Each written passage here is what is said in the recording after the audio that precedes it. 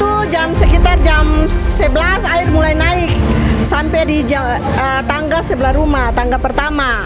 Kemudian dia mulai naik pelan-pelan sampai akhirnya sudah tidak bisa dibendung lagi, dia naik sampai atap rumah. Pokoknya ini rumah tingginya sekitar 3 meter sampai di batas rumah ini. Boleh lihat nih keadaan rumah seperti ini. Kita kan kemarin pada bulan Oktober itu kena banjir lagi. Kemudian rumah makannya rubuh. Dan kita beli baru karena pada waktu itu semuanya hanyut. Jadi kita beli baru lagi. Semua beli baru, perkakas dapur beli baru. Ini kena banjir lagi, malahan lebih tinggi lebih parah dari yang kemarin. Ini banjir yang kedua kali yang lebih parah.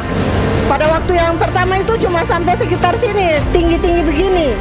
Nah, kemudian ini yang sampai atas rumah. Ya, mudah-mudahan pemerintah bisa memperhatikan kami, membuat talud di pinggir-pinggir rumah agar orang di rumah ini bisa, orang bilang bisa tertolong sedikit.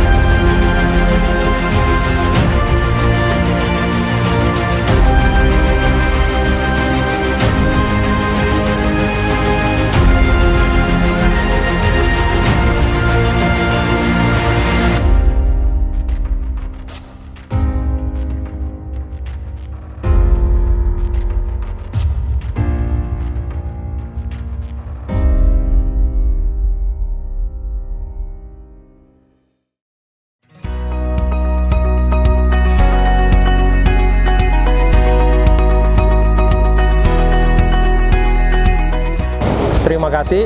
Jadi pada hari ini kami dari BWS dan tim mengunjungi lokasi bencana banjir yang terjadi di Kecamatan Ibu, Kabupaten Halmahera Barat, tepatnya di 3 desa yang terdampak banjir. Desa Tugate Asal, Desa Tugate Ternate, dan Desa Gamlamo. Jadi 3 desa ini yang terdampak banjir pada tanggal 5, 6, 7 Januari kemarin. Jadi tim dari BWS sudah turun, kami sudah melakukan survei identifikasi akibat dari banjir ini, kemudian kerusakan-kerusakan yang terjadi apa aja. Jadi memang di sini kalau kita lihat beberapa faktor penyebab banjir-banjir yang terjadi saat ini di daerah ini. Pertama memang curah hujan yang cukup tinggi, ya, kurang lebih 135 mm per hari, ya. Itu sudah termasuk kategori hujan cukup lebat atau masuk kategori ekstrim, ya. Nah, kemudian ada faktor-faktor memang kalau kita lihat di lapangan ini memang terjadi penyempitan di alur-alur sungai, ya.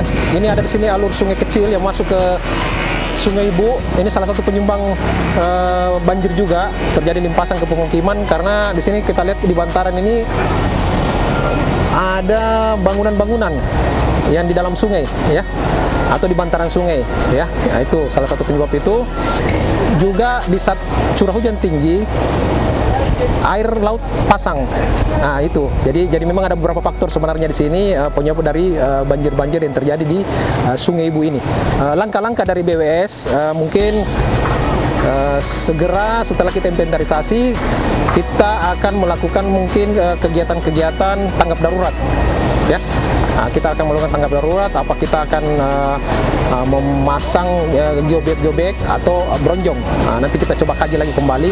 Yang jelas dalam waktu dekat ini sudah kita bisa lakukan tanggap darurat tersebut.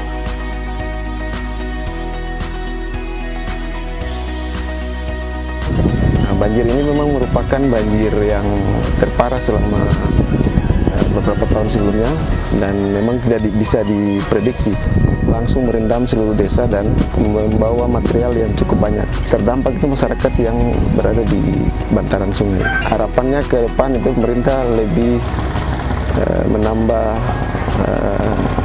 bronjong di daerah sepadan sungai dan menghimbau masyarakat untuk tidak lagi membangun pemukiman di dekat-dekat pinggiran pantai. Nah, itu akan berdampak pada masyarakat itu sendiri.